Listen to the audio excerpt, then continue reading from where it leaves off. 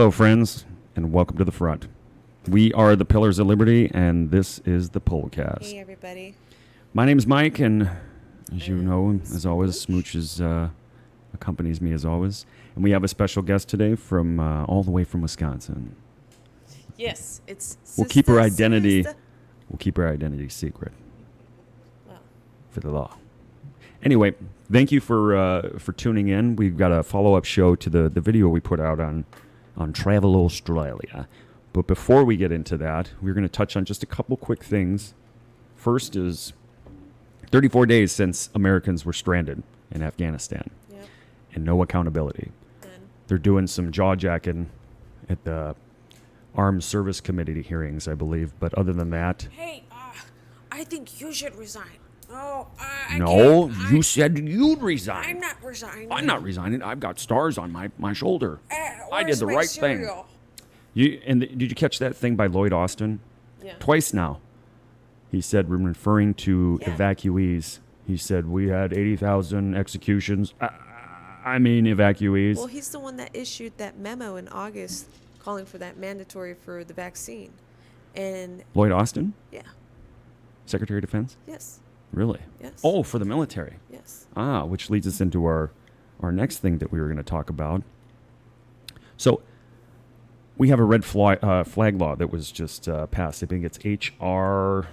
And by the name, it is a red flag. It's a legit red flag. So we got to tune in and kind of make sure that everybody's representatives, I mean, they've already voted, but now it's going to Congress. Well, now it's going to the Senate. Or Senate. It starts in the House, and then it goes to to the Senate.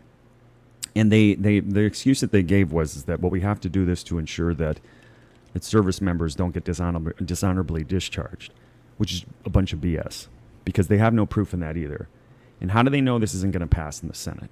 They just essentially signed a bill that says, if you're a veteran, maybe you have PTSD, or you've had an incident, some kind of altercation or something like that in the past, they can now legally take your firearms from you. That's also for law enforcement, too. Oh, I didn't know that was for law Yes, enforcement, it's too. for law enforcement as well. So a family member or somebody could, an immediate family member could get up and say, you know what, I feel like they're a danger to themselves, and they will come in and take your weapon. And the other thing is that, excuse me, they, from like Crenshaw and Frankenstein's monster, Matt Gaetz. Right. Well, we haven't even heard anything from Matt Gaetz. I want to do like a Carmen Sandiego for Matt Gaetz and just put his big bobblehead on like Carmen Sandiego's body or something and have him travel around in a yacht, because I've called his office now at least 4 or 5 times, and it's getting to the point where now he's passing laws and saying it was, or he's trying to pass bills, excuse me. How dare you come down on him like that? Hold on a second. He's trying to pass bills and say, it was a clerical error. Do you know how hard it is to drive a yacht out in the Gulf of Mexico while making out with a 17-year-old girl as a congressman? Do you know? Well, it must be really hard because he's on Trump's side, so, that should be good enough, right? No. For this red flag law, can you kind of go into a little bit more as far as like, what can we do to make sure that the Senate knows that we the people are against this? Because realistically, how many veterans live in this country? You know what I mean? A good majority of people have served. Yeah, especially over the course of the last 20 years while we've been in war. The main thing that people have to do is you have to contact your elected representatives. And we've tried to contact ours. And the thing that scares me is that these are supposedly Republicans. And, right. This is a veteran community here. We're veterans, and we got no response. No. Not even a computer-generated letter or anything like that. No. Which leads me to believe they must have some dirt on him, and he's gonna sign with whoever he can and make sure that those bills pass as long as he can stay where he is. Yeah. Yeah. Serve yourself. But the other thing is that you are now with this bill, and if it passes the Senate, you don't think they're going to take veterans' guns? You're mistaken if you don't think that's going to happen, because the CDC is already involved in this, and the director of the CDC is saying how Why is the gun CDC violence involved? is That her. doesn't make any sense. What? You know, there's nothing else going on. I mean, You know, the is- Center is for the gun Disease sick? Control. Wait a second. Is the gun sick? Does the gun have COVID?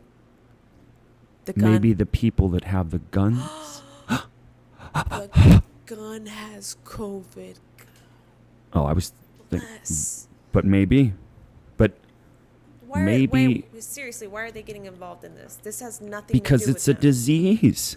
People want to carry a gun and people want to run around and blow off.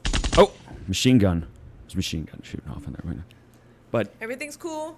Everything's cool, everybody. they are going to tie service members with PTSD somehow into this with the CDC and say it is some kind of disease, people that want to own firearms. But yet they'll walk around with armed security. Oh, private security. Yes, private security. Maybe like private security down in Australia, which allegedly we haven't confirmed that. And speaking of which, they should probably get to the Yes. slides. So, Come on. come on, man. No, it's not ready. It's not time for it. Come on, man. Yet. But so we just wanted to hit on a couple of those things real quick, and we are putting together a petition to bring to light some of these things. And if we don't stand up now to this, well, the ship is already sinking, and there ain't enough life preservers for all of us, especially for folks like us that are veterans, because we seem to be the target, along with these white supremacists that are everywhere, I guess. Live in the South, I ain't seen one yet, but they're everywhere, hunting us like dogs, because I am brown, so in case anybody coming. didn't know. So, with that being said, we're going to go ahead and move to our first slide, and as we like to do here in the POLCAST, we like to take a look back in time to find out where these Aussies are going, where these blokes are going, down under, you know what I mean? Let's go. So, let's bring up that first slide, and here we go. So, with everything going on in Australia, this is kind of why we did this, especially when you see cops body slamming women to the ground because they're refusing to put on a mask, pepper spraying 12-year-olds, tackling people and putting Or how knees in the about back of their just- neck. Yeah. Or just a woman walking down the road and accidentally bumping into a female cop, and then just getting knocked Gets- out. Grabs that Joey and throws her on the ground. So, to start off, for those of you who don't know, Australia started off as a penal colony. And then their first census was done in 1788, and there was about 1,030 people that lived there, and 753 of them were criminals or family members of those criminals. In 1901, they broke away from the British Crown and became their own country. They were known as the Commonwealth of Australia. And they still kept their ties, though, to the Commonwealth, like a lot of other former British colonies and countries. And while we were doing our research for it, I came across this picture of Pazuzu, Pazuzu sounds like a car. the stripper Like a car demon. brand. Like, Oh, like an old Pazuzu. Soviet era. Pazuzu. Yeah, it's got a kind of ring to it if you're into Satan and stuff, which I'm We're assuming. not buying a Pazuzu. Yeah, we're not. Pazuzu, it runs on blood. It doesn't even run on fuel. It runs on blood and children's tears. So the Crown, essentially, they were like, oh, now that's a statue we got to have. If there's one thing we don't have in the yard, we got all these damn gnomes, but we don't have a 10-foot tall demon from Iraq. Pazuzu. So they decided to purchase this statue because they thought it would, I don't know, demon up the place, or I don't know what the thinking is on that. There's never a time in my life where it was like, you know what the yard needs? Needs a demon. It needs a Pazuzu. A Pazuzu. Drive your Pazuzu today with 0% down. Pazuzu. So, moving along, 1911 is when the government of Australia decided to build a city similar to that of Washington, D.C. Yeah. And you can kind of see the resemblance, the mall there that they have with the Capitol and the obelisk at the end of the mall. Yeah. And the designer was a guy by the name of Walter Griffin, who was an American. And his wife and him essentially designed this city to resemble, D.C. essentially. Okay. There are no pentagrams for anybody who's curious. I've checked. But that doesn't mean they're maybe underground or something like that. Right. Is this Walter Griffin related to Peter Griffin? Peter Griffin, him. I don't know. Possibly. There's a picture of him right there. You can kind of see it right there. He's a handsome chimp, if I don't say so myself. So in 1945, at the end of World War II, the League of Nations actually was disbanded before the war because of other countries' involvement in the League of Nations. We ended up fighting, so like Germany and Italy and things like that. So it got disbanded, and then after the war, they made the UN. Australia is a founding member of the UN. So they are tied very, very deep to all these programs that come out of the UN. And we're going to get to that in the further slides. And the string chart to connect all these things is insane. But you'll get an overall view of these UN programs and their connections into Australia. So moving along to slide 2. Back in 1992, there was a little event that happened in Rio de Janeiro, which is another place that I would love to go. Yeah, exactly. Lost Lands of the Rich and Famous. Yeah, no. But essentially, the program Agenda 21 was what these world leaders, big business, you have the World Bank there, you have all these elites of the elite and world leaders, to include George Bush, who signed it as well, George Bush Sr., CIA, anybody? And it was unanimous. It was consensus. And you hear a lot of that today, too. Well, it's just the science is settled. It's consensus. And I'm not specifically talking about any vaccines or anything like that. So we I don't want to get... know what these big wigs were doing when they were like back in 1992? 92? They're sitting there like, let's find a name. Probably listening to Boys to Men. What kind of a name shall we give it? Trading CDs. Agenda 21. Agenda 21. And this is kind of the start for a lot of things. To include, there were some things that we did here in the U.S. that got us involved in Desert Storm, and there's all these connections, especially like one of the early videos that we did with, talking about Afghanistan and the Bin Laden family, knowing George Bush, the younger, and having a relationship and doing business deals and things like that, and with Salam Bin Laden, Osama Bin Laden's brother. But this plays a pivotal role because this is actually what we're on right now. We are in the later stages of Agenda 21. That they changed the name to Agenda 2030 now, but it's the same thing essentially. So then we move up a couple years and get to 1996. Mass shootings are a problem, not just in America. Australia had them too. And this one was pretty bad. A bloke by the name of Martin Bryant went into a cafe in Tasmania, and he killed 35 people and wounded another 23. Now, there was a couple other mass shootings around this time as well, and a large portion of the population said we need to do something about it. Well, the government clamped down as well, and they instituted a national gun buyback program, and they confiscated, close to 1 million firearms. 600 and some thousand, and they destroyed them to the tune of, I think it was $500 million. So the taxpayers paid for that to buy these weapons back, and you can see that's a load of. I don't think I know one person in my whole life that was like, yeah, I'm gonna willingly just, here, Nelly, just take my gun. Sure, you're gonna give me $20 for this? $25? Yeah, I don't have any guns anyway. So moving along. Nope.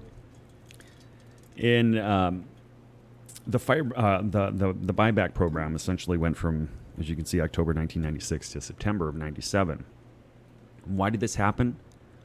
Because unlike here in America, they don't have a Bill of Rights. So they don't have an amendment that says our ability to own these firearms comes from God, not from man, not from some council of men. Now, they are stewards, as far as in our representative government, but the Bill of Rights and the Constitution tell the government what they can't do to us. Right. They can't take away our freedom of speech. They can't take away our right to assemble and practice our religion peacefully. They can't take away our firearms. Also, isn't the government supposed to be working for the people, not against the people? Not anymore, wasn't but that written somewhere? I could have swore. I think it sounds something like beholden to the people. Kind of like we're your boss. You're not going to tell us that we can't have our firearms. And that was the equalizer for Australians, and it's the equalizer still for us. They lost that equalizer. And it's showing right now in the way that the police, if you watched the Australia video we put together, their tactics are very militaristic. And formations and everything, how they I mean, one video, they assaulted on those people. I was like, oh, okay. I've never seen law enforcement do that anywhere here. I mean, the SWAT team, that's a little different. You have your special units. I could see them doing something like that in a riot situation, absolutely. But these people weren't even... They weren't rioting. Yeah. They were legitimately peaceful protesting, like that's what you call a peaceful protest. And I guess the one video, and it was from Rebel News, and they're doing a lot of exposure on a lot of this stuff that's going on down there. Hey, why are those cops taking a knee in Australia? Well, they must be playing the national anthem. I'm assuming. I'm just going to make an assumption here. But so as you can see at the top, Australia has a population of a little bit over 26 million, and we were talking earlier about the breakup where those people live. Yeah. And you can see there, 70% of the population lives in the 10 largest cities. And I tell you now, folks, the extreme leftists that live in this country and that are operating our government right now are salivating at the idea where they can get 70% of the population here in the United States in 10 cities. No. Actually, it's 12 if you look at the America 2050 map. Just watching those videos of the people, the families in Australia right now, and you could see the pain in their eyes. Like, you could feel it through the video. It was kind of like just pepper spraying kids and throwing a little right girl there on the ground. You can see, like, this is real life. And if you don't care about what's going on in Australia or around the world, or even here in our own country, you need to wake up. Absolutely. I'm touching this UN Security Council Resolution 2178 real quick. Now, the verbiage on it, as it stands when it was when they developed it, was targeting groups like Al Qaeda, terrorist organizations that were ISIS, working in either Afghanistan or northern part of Africa. Mm-hmm. But really, the way it reads is for a kind of transition into law enforcement as well.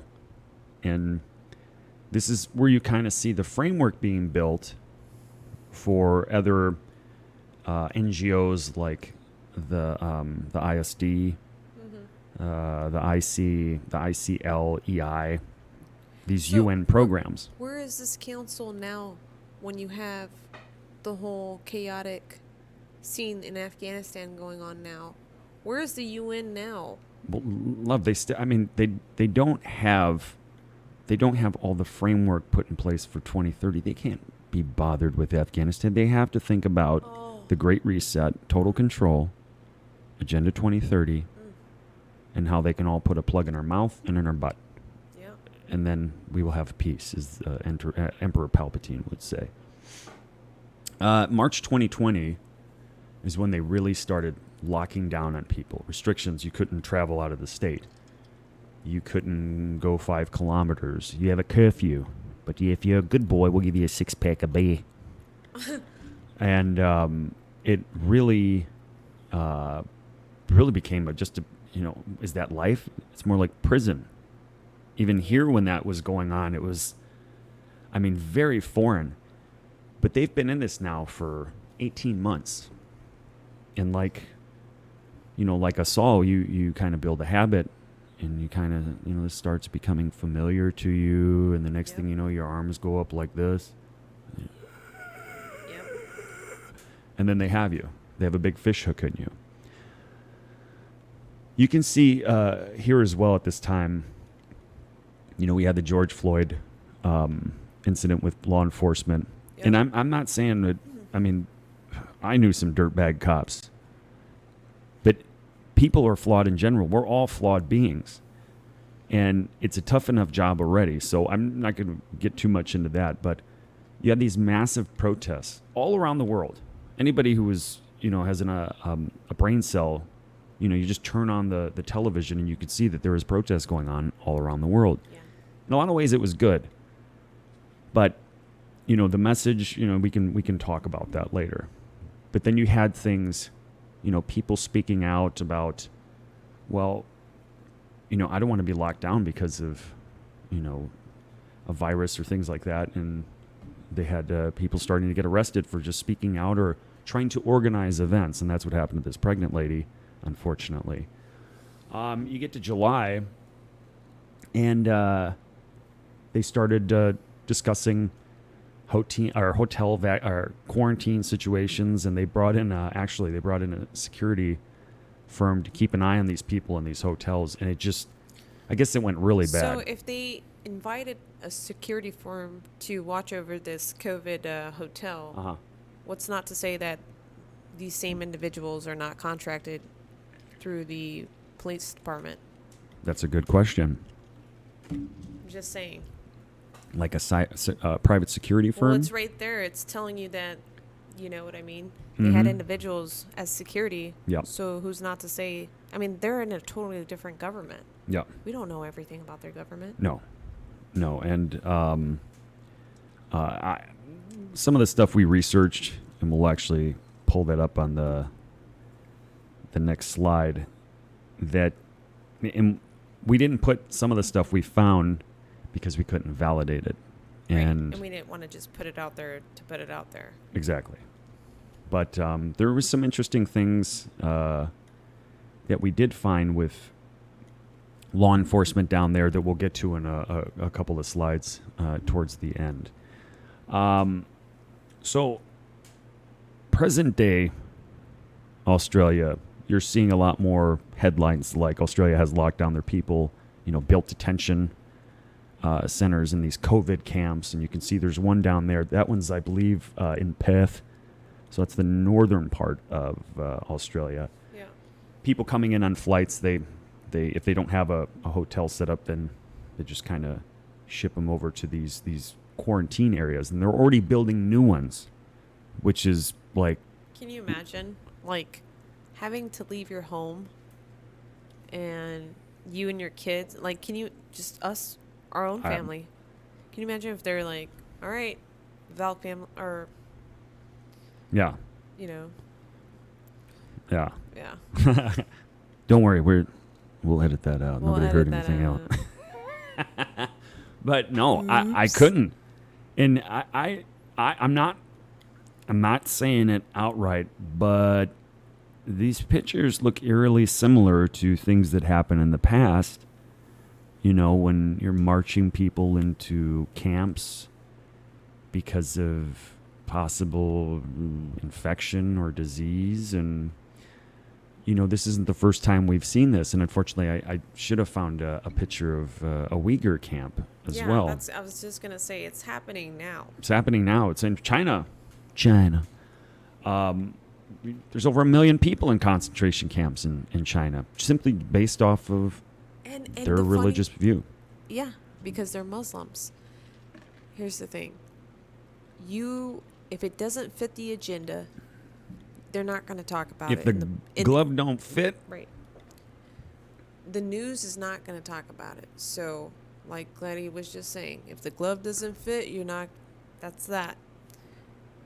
But, yeah, I just, my heart goes out to everybody in Australia right now. Seriously, yeah, it is. And people sit here in our own country and complain and complain and complain. And then our basic necessities, like just to be able to breathe, we're fighting for that now. Yeah. Think about it. Clean air. We're fighting to not have a diaper on our face. Well, we got to be careful of. We don't want them to take us down for diaper talk. Oh, I'm sorry. We can't mention certain things Sorry. on the YouTube. But Mr. YouTube, I'm sorry. we're sorry, Mr. YouTube. We're so sorry.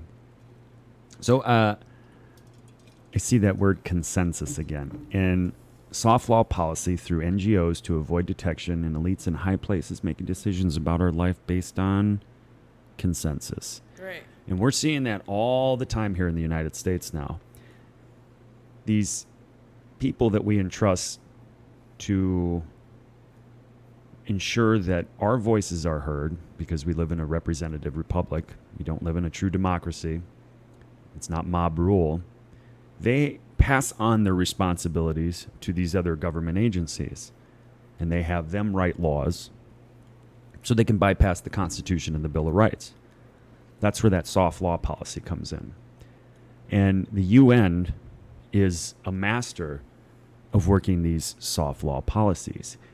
A lot of these countries and elites that get together and they, drink on the taxpayers' dime and, fancy limousine rides and who knows what else.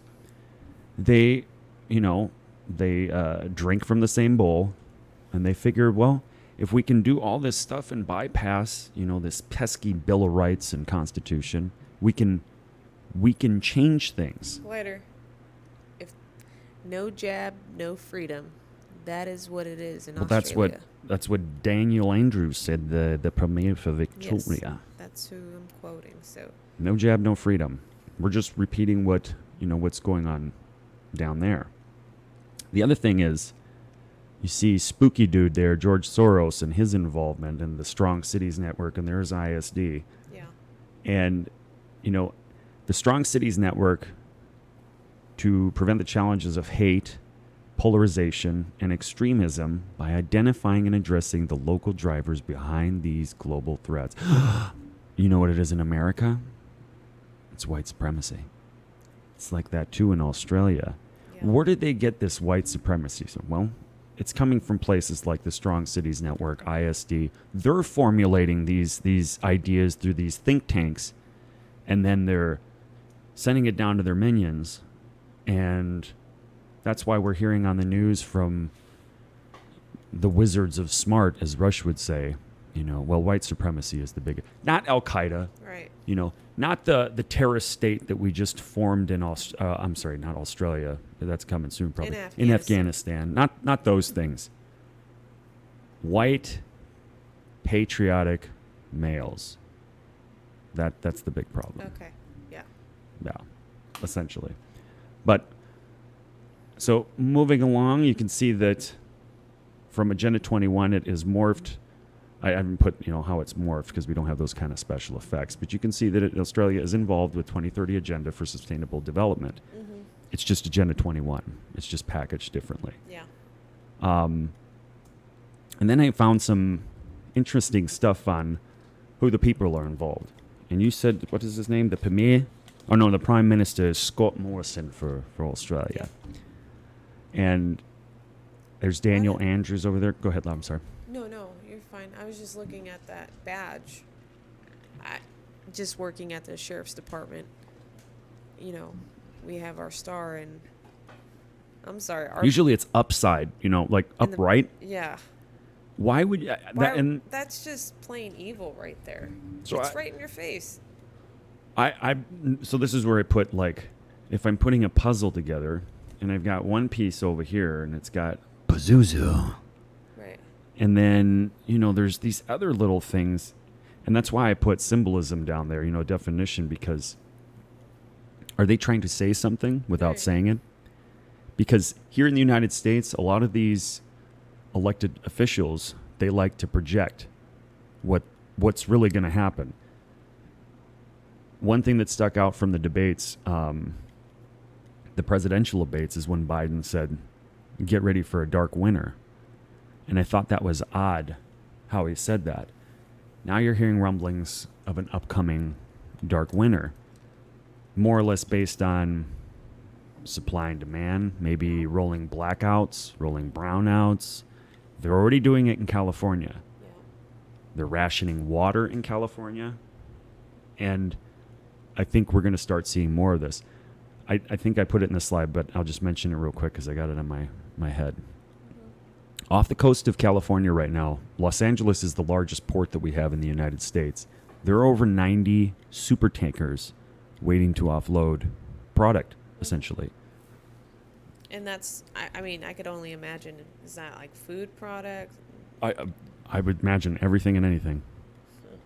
You think of how much we get from outside of the United States.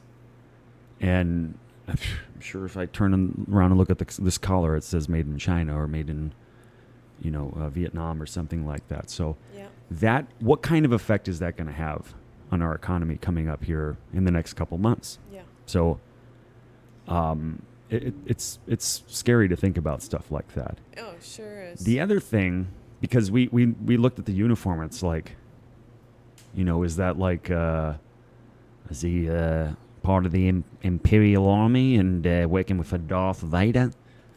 We've got some rebel scum, Mr. Yeah. Vader. Yep. And we got him down at the Joey Lock. Beep, beep, beep. And yeah. And the other thing that, doing some research, stumbled across this photo of a young Queen Elizabeth II. And there she's so beautiful. She's waving. Oh, wait, she's not waving. She's giving a Nazi salute. Right. So then it's like, well, was she designing these jackets for the law enforcement? Are you sure I don't know. she's not waving? It looks like she's just waving. No, her family. Now, I'm not going to say her. She was a little girl. They make kids at that age. They don't really know what they're doing. But her family did. Her other relatives were involved Well, with the Nazi Party back in the uncle- 30s. Yeah, her uncle went and, married because... American, didn't he married American, and he was basically... He's the one. He's the the one I one that believe. went. Yeah, Yeah, he he's also the one. met. He met Hitler, I believe, right? Yes. Yeah. That's where I was trying to go with that. Oh, I'm sorry, love. I didn't mean to step on your Yeah, it's all good. your mic. Can we move it along? Yes. So, who are the NGOs involved that are not elected by the people? And if you look at these, there's two world maps on there. One in red, which highlights the Institute for Strategic Dialogue, which means Global Anti-Terrorism Policing. They define who the terrorist is. So, if you're defining who the terrorist is, you can make it whoever you want. You can make it the Mold people. it. Yep. The people who might be looking into you all of a sudden become terrorists. Yep. And you when you start looking at all the connections, all these groups, and this is just a fragment. I even put a little private sector like Yeah. Google and YouTube. And for those at home, if you really want to kind of look at it and dissect it, just take a little screenshot. Mm-hmm.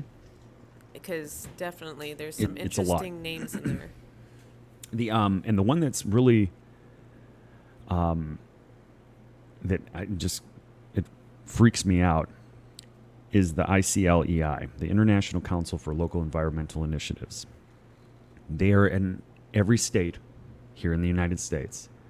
They have their tentacles in just about every major metro area, to include the ISD. or these strong city networks, and they're all working together Yeah. to push us towards this great reset. But we have this pesky little thing called the Constitution and Bill of Rights. So they work around these things, and that's why we have the situation that we have today in the United States and Australia. Yeah. But we have the equalizer here. We are still able to bear arms because that is our God-given right, not our government right. And the last slide, or actually it's the second to last slide, breaking all these things down, it's Right. too convoluted, it's too intertwined. But this is just kind of a snapshot for people to maybe take a look at and say, well, what is this? And, Yeah, and, yeah. and do a little deep dive. Yeah. So then we get to here and what's been going on here. And, you know, I put like that UN resolution down there, and, you know, you've seen Australia back in the 90s. They lost their ability to carry firearms. They've been pushing every time there's a mass shooting here. Yeah. Take their guns. Take the guns. When the Boy Scouts got in trouble for all those child molestation charges, all I heard was, all the Boy Scouts are bad. These Boy Scouts are bad. Yeah. I heard nothing about the gay men that were doing that to those kids. So in this instance, the guns are bad, just like the Boy Scouts are bad. But what about the individual using the gun? Because the gun ain't going to do nothing unless somebody's behind it pulling the trigger. Mm-hmm. You look back at, was it Moon? I believe he was the UN Secretary General at one time, after Ferguson calling for intervention from the UN. After... You got January 6th up there. Yeah. But after George Floyd, his family also received a very large sum of money in the millions, requested that the UN come in and do their own investigation. And it's like that whole, what is it, Smooch? Never let a tragedy go to waste. Yep. Yep. Isn't that Winston Churchill? I believe he said that. A couple other people have kind of echoed the same sentiment. So you had, and then you have things like, and I'm not agreeing with the people that did January 6th. We wanted to go, which I'm glad we didn't. Yeah. I don't think we would have went in the Capitol and broke things. And we already know the FBI had people in there, and possibly as provocateurs to get people, hyped up and everything. There are still individuals that are in solitary confinement from January 6th on no charges other than there's, I think everybody that was involved there got some type of trespassing charge. Yeah. It's like, that's the people's house. Our tax dollars pay for that. What do you mean trespassing? That just sounds like BS. And then you have, like the CDC we mentioned already, as far as getting involved with taking back guns, and all these things that are targeting veterans, gun owners, and people that love their country. And it's like, where is this all headed? And funny enough, it's targeting the law-abiding citizens of our country, if you think about it. Because it's funny how just in the past year, I mean, not even a year yet, 9 months? 10 months that Biden's been in office? Yeah, I mean, he was sworn in January. And then January 26th. just the amount of people that came out for COVID as well. Mm-hmm. The amount of prisoners they let out early on. Yeah. Hey, Letting murderers out and... yeah, it's okay. You can have another chance because COVID's gonna, get you anyways. So just go here's your second chance at life. It's like, wait a second. These individuals are in jail for a reason. Why? We've paid our tax dollars. So you're telling me that I just wasted all of my tax dollars on what exactly? What did you do you're just gonna release this individual back into society. Just Thanks. Changed. Thanks, Reformed. Uncle Sam. Better. Good people. The I mean, all during that stretch in 2020, I mean, thousands of people were being let out across the country. Yeah. And I'm like, when you look at a lot of the major metro areas in this country, and I never even thought about this till I was exposed to it, and you see the district attorneys in these areas, and if you do a deep dive and you start looking into who supported these people in their bid for the district attorney position, do you know who is funding a lot of these people, Smooch? Sure, George The Soros. spooky dude. Hungarian-born assistant to Nazis as a kid, collecting people's belongings that were headed to the gas chambers, And- George Soros. And he's actually Jewish himself. Yeah, isn't that weird? Isn't that weird? Okay, so you got Soros involved. We didn't put Klaus Schwab. He's involved in all this through the World Bank and the World Economic Forum, Yep. and his ties to Nazis Germany. during World War II. His dad was a profiteer during Nazi Germany, but that's not a big deal. That's those Everybody- people. yeah. We shouldn't even be Glider. mentioning this, really. Why are you talking about that? Yeah, and then the crown, obviously, too. The royals, royal pain in the butt to me. But that's essentially what we came up and wanted to tie together as far as the similarities between the United States and what I hope isn't our path here real soon. Right. And I think that's the biggest factor just behind this whole why we're doing these shows is Yeah. we're not here for fame, we're not here for attention. We're here to pass the word along, just like back in, going back to biblical times. You didn't have phones, you didn't have, electric. It was all done by word of mouth. And that's what we're doing is we're trying to Hey, make I'm part sure- Indian. We use smoke. But yeah. The last thing that I wanted to leave off for the night was this poem, because with everything going on with these red flag laws and targeting of veterans, I thought this was appropriate. So this is by Charles M. Province.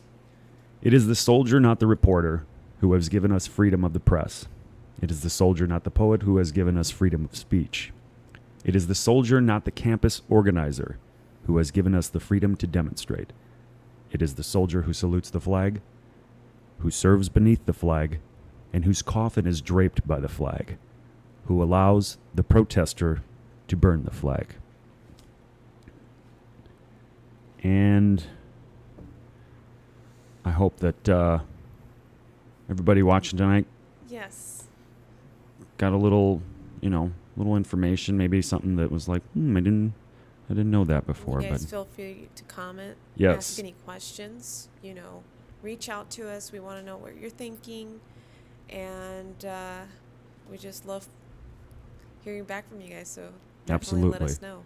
And we're in the midst of working on a petition, and we'll have something posted as well on our channel here on YouTube for everything that's going on concerning the red flag laws and how that develops. And that's probably going to be the next show that we're going to do. Write your senator.